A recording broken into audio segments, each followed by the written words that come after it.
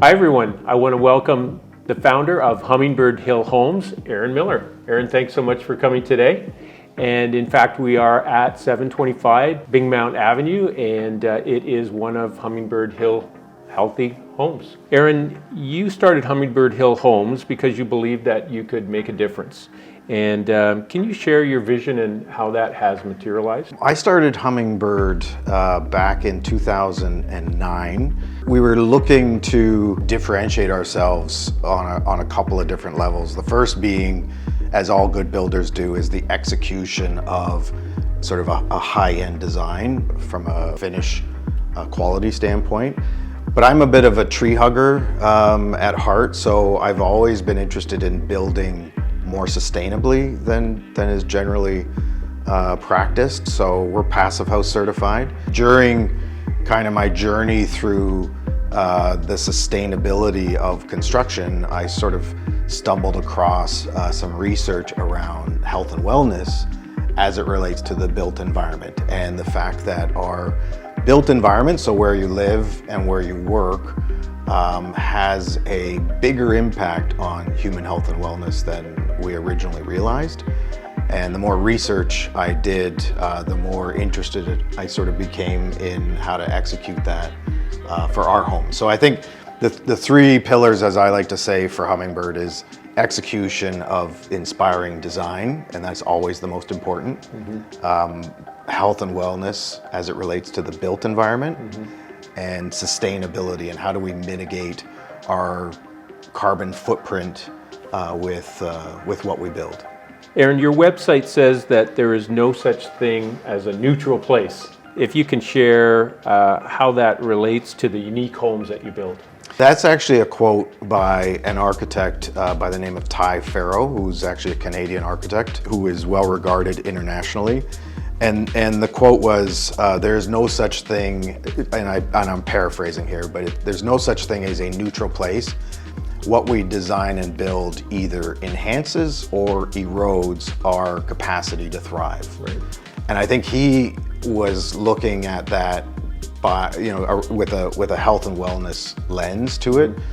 He is really kind of well versed in that whole area. So that's I think what he meant, and that's what I've taken to heart, is what we build, what you live in, what you work in, and spend the vast majority of your time, especially in Canada, has a impact on your health and wellness, whether you realize it or not. And it's either a good impact or it actually could be a detrimental impact on your health and wellness. You almost have to experience one of your homes to realize that there is a monumental difference.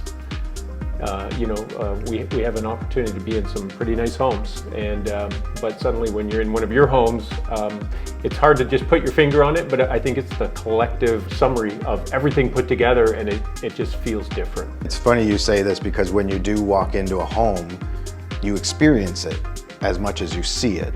And so that's when you walk into a really home that sort of takes your breath away. That's an experience, and I think that's kind of what you're mentioning. Absolutely.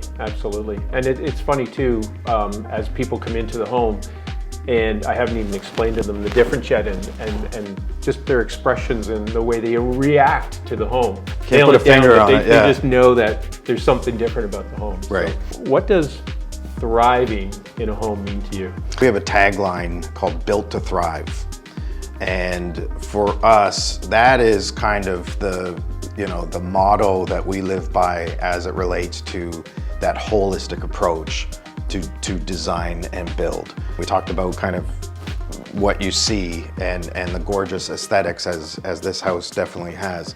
Healthy lighting. It's also something that impacts your site, and there's a lot of research that's showing us humans have a 24-hour biological clock called a circadian rhythm. And it's really based off of, thousands and thousands of years of human evolution. We rise when the sun comes up, and you're most productive when the sun is at its most intense from a light and intensity standpoint.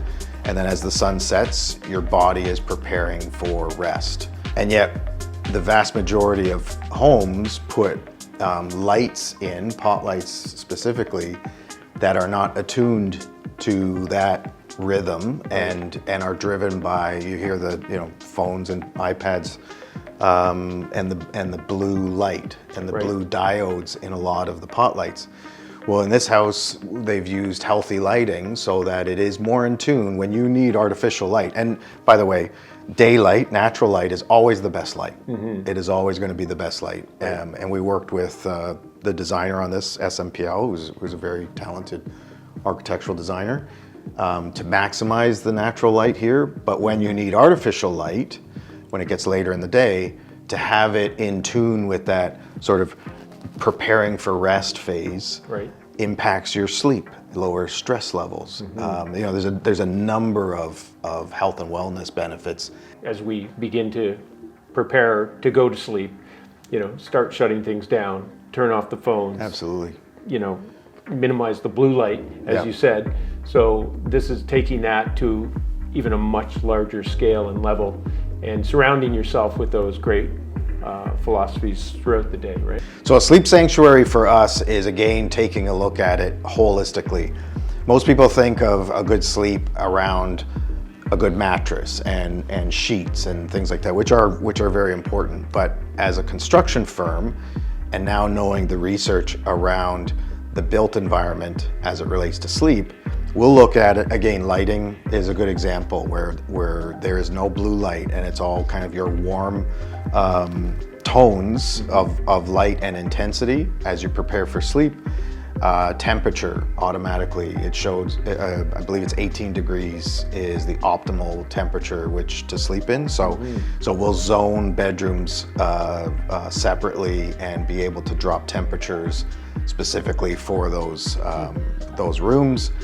Acoustics is actually huge, and we don't realize how much background noise you hear while you're sleeping, and it causes you to sort of come up from a deep sleep to, a lot of it's subconscious, but we're breaking our sleep patterns as a plane flies by at 2 o'clock in the morning with all these cargo planes now, or a car or an ambulance or a fire truck.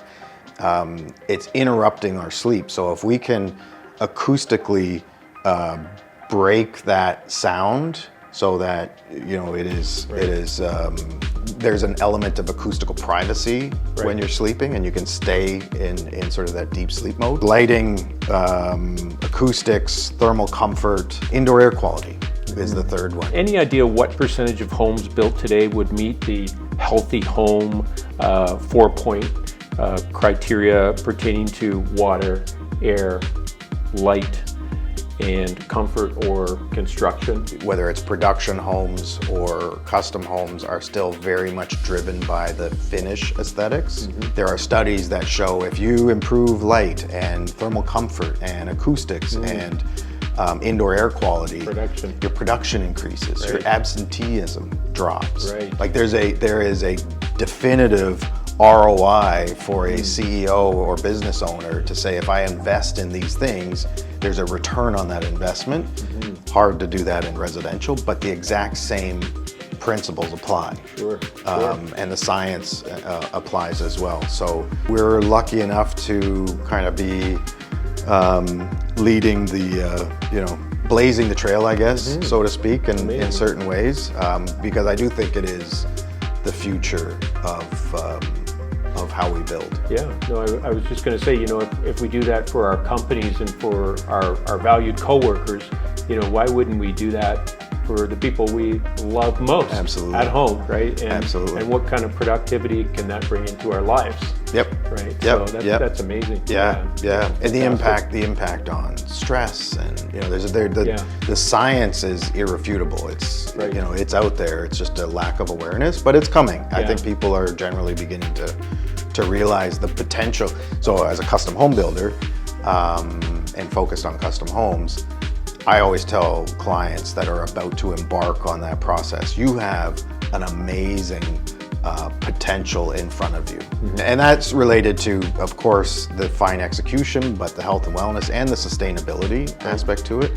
And unfortunately, the vast majority of people just don't realize the full potential of the opportunity they have in front of them.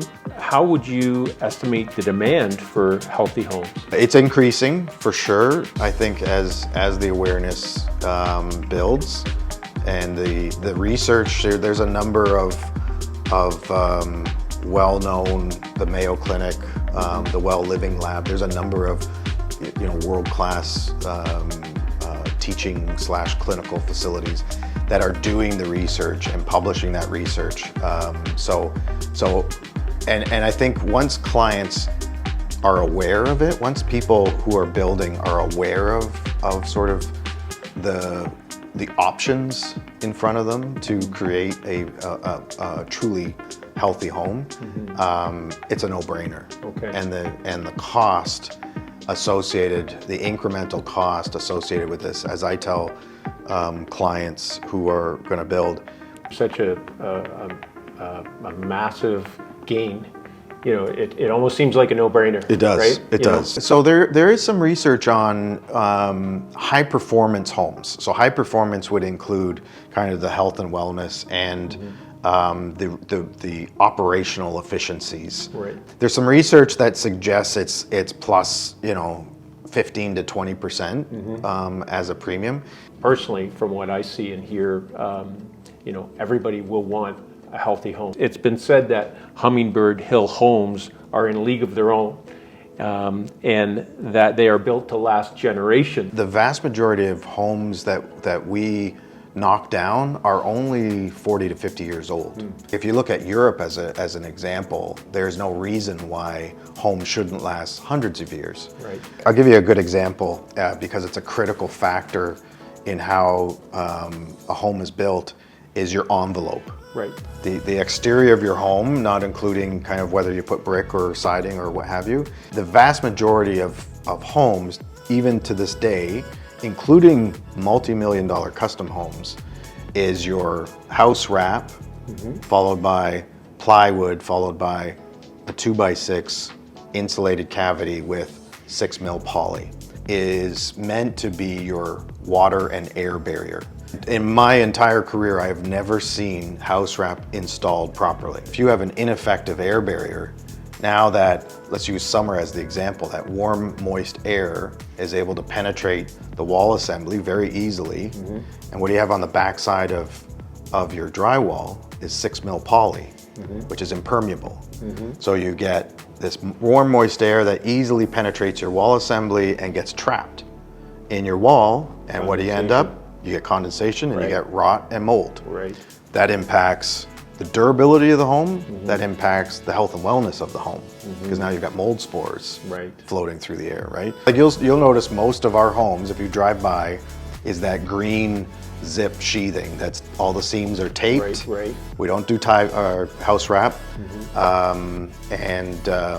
because creating an effective air barrier is critical to the durability of the home. Right. Let's take a look at some of the key features of this home at 725 Byngmount Avenue. So the kitchen, Aaron, is truly an amazing focal point in the home, as it should be in every home, and this kitchen just takes it to another level. Yeah. It's a gourmet kitchen, yet it's open concept to the great room. Yeah. And of course, the best chefs in the world, of course, envy the Le Cornu gas range. I love the open concept cabinetry here, mixed with lots of storage underneath. And there's just so much counter space here. Oh, it's the focal point. It's the meeting place. It's the gathering place. So here we are in the incredible four-season room, or Muskoka room. It truly is a game changer in my mind. This just adds so much enjoyment to the property, Aaron. What was your thought when this room was being built? Yeah, I know the homeowners wanted a sort of real connection, from indoor to outdoor, and this just does it fabulously with all the windows. It was important that it was thermally comfortable as well. So I mean, between the fire and the in-floor heat and the heat pump, it truly is a four-season room to relax and enjoy kind of the outdoors. It's a special place for sure. Yeah, it sure is. So Aaron, here we are in the perhaps the heart of the home, or as I like to call it, mission control, because this is really what controls the whole home, right? Yep.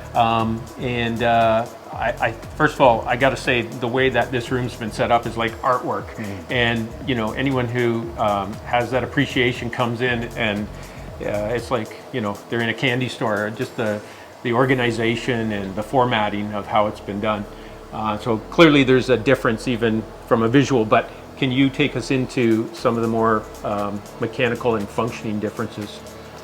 Sure. Yeah, there's really a couple primary differences. Is one around the indoor air quality and the filtration of that air.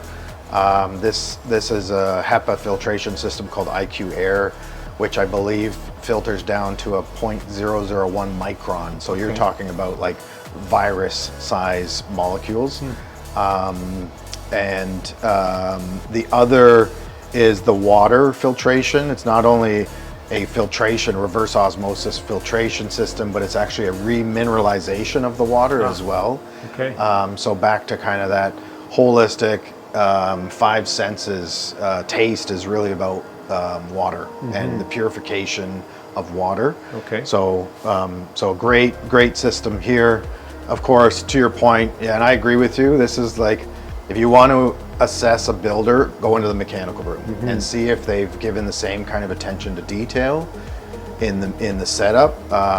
Will give you a good indication of the quality behind the walls and what you can't see. Right.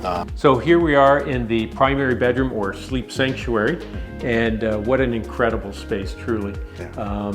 I haven't seen anybody that's experienced this room that their jaw just hasn't dropped. And it's almost 700 square feet. Yeah. That's the size of a small condo. Sure. Yeah. In fact, I still scratch my head, Aaron, and say, how did you manage to get that size of a primary suite in the envelope of this home without offsetting everything else in the entire home? But somehow you did it. Right. And it's seamless. So that's amazing. But maybe just take us through the benefits that you try to achieve when you're building this kind of product.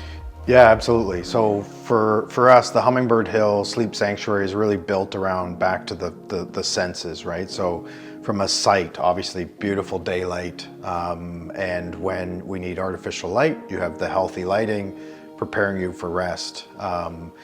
For sound, we've actually done a offset studded wall so that the sound doesn't travel through the lumber.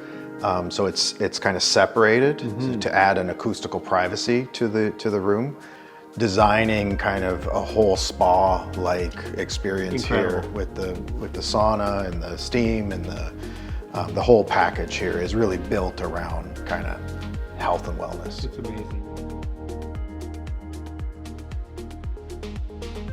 So here we are on the second level, and the temperature is very consistent. It's consistent throughout the entire home, which is amazing. And I keep looking for that second furnace, which is now almost the standard in larger custom homes like this home at 725 Byngmount. And yet there is no second furnace here. So how did you achieve that, Aaron? It's really the building science, and it's understanding that if you can create a very tight envelope that is really well insulated and addresses things like we talked about with air leakage, so that there's very minimal of that, you can really reduce the energy loads or requirements to keep the house comfortable. And obviously more environmental. You had mentioned the move today to minimize fossil fuels. In fact, I understand certain governments are considering banning the use of fossil fuels as a heating source going forward. Yeah, I believe Quebec and Vancouver have already, all new construction has banned the burning of fossil fuels. So now we're starting to look at things like heat pumps as whole home systems, which are much more sustainable and clean.